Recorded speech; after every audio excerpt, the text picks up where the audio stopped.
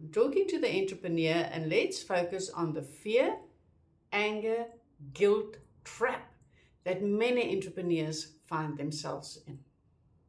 I am Sue, your personal transformation coach. More often than not, when my entrepreneurial clients come and sit here with me, they come because something at work isn't right. They're struggling with something at work, be it the staff, be it being not being able to move forward in their business, they've lost their passion, whatever it might be. Yet, for many of them, in the end, when we trace it back, it goes back to the family. And how does it trace back to the family? Through this loop that we set up for ourselves, this trap that we get caught in. And how it starts is we have a fear because there was a dream, there was a passion, there was a desire for us to set out in this business. And now times are tough and we're hitting the one stumbling block on top of the other one, and we're beginning to ask ourselves, was this worth it?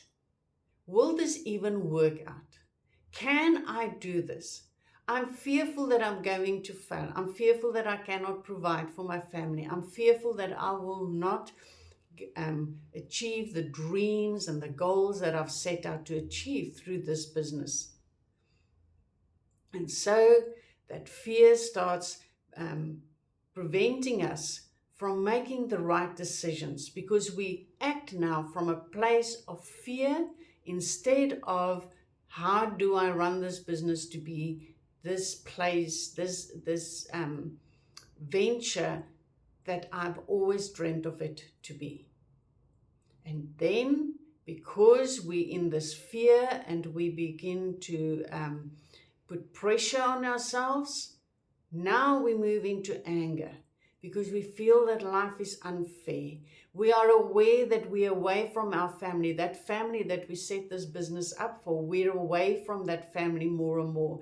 And we feel angry that this business is taking that from us. We feel angry that our family will not understand that we have to put more time into the business. We are angry at our staff because we feel that they are not showing up properly the way we want them to show up.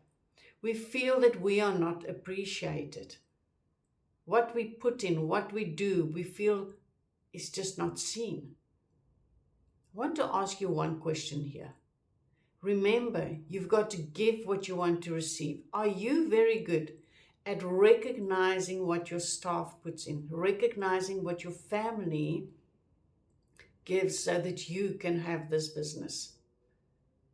That's not to put any blame on you. That's not to put any guilt on you. It is just to make you aware that you've got to give what you want to receive.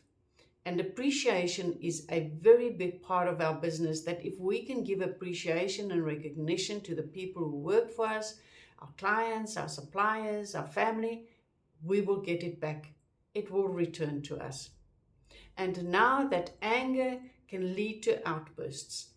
I also want to make one thing clear, that anger can be a very motivating emotion. It's a good one to get people off their back ends and get them into action. However, if the fear remains and we don't stay with it and the pressure builds, then that anger becomes debilitating. It's then when it goes into outbursts. It's then when it takes over our life and we have got no control over life anymore. So those outbursts eventually will settle into guilt. We will feel guilty for that staff member that we lashed out of.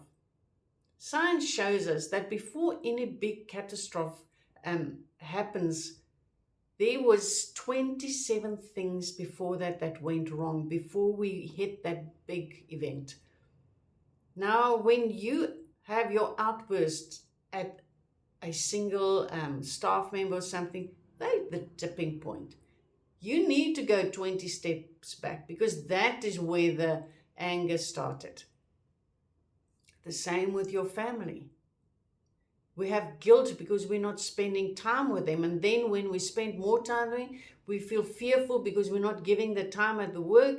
And now we're leading towards failure and the anger sets in. And this is how the loop sets itself. From us feeling fear of being a failure to the anger of not being appreciated and we're not getting it right.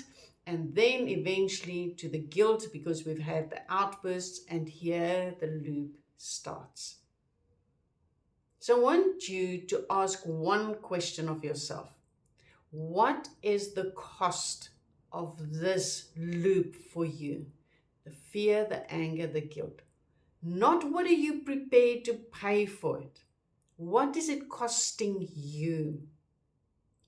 What's it costing you in wrong decisions, impulsive decisions, decisions you make out of a place of fear? What is it costing you in losing your focus, your direction, your motivation? What is it costing you in the negative leader that you're becoming? That leader that's always looking for problems, always looking to berate the staff, or to be impatient with our children, not having the time to give them, to build them up, because you play many roles in your life. Not only the entrepreneur, you might be a father, a spouse, a son. There are many roles that you play at any one time in your life. And then, what is it costing you in your relationships? Those broken down relationships. Some of them you can repair, some of them you might never be able to repair. So ask yourself, what is the cost? And then move from there and make decisions. Am I prepared to pay this? Am I prepared for this cost in my life? So when those emotions kick in, recognize them for exactly what they are. Breathe. Take a breath before you do anything. Become aware of the limiting stories you are telling yourself and about your business. If you constantly tell yourself, I don't have time, I promise you, you will not have time.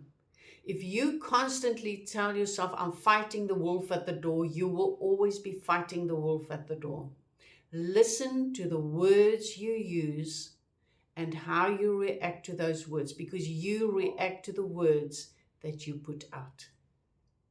You prepare for the worst when the worst is not there yet. I wish you best as you do this exercise, move forward and get yourself out of this loop if you can. Otherwise, I'm going to advise you to find a coach or someone to work with, a mentor. Master those beliefs, you will master your future. Be kind to yourself in this process, and we will chat soon.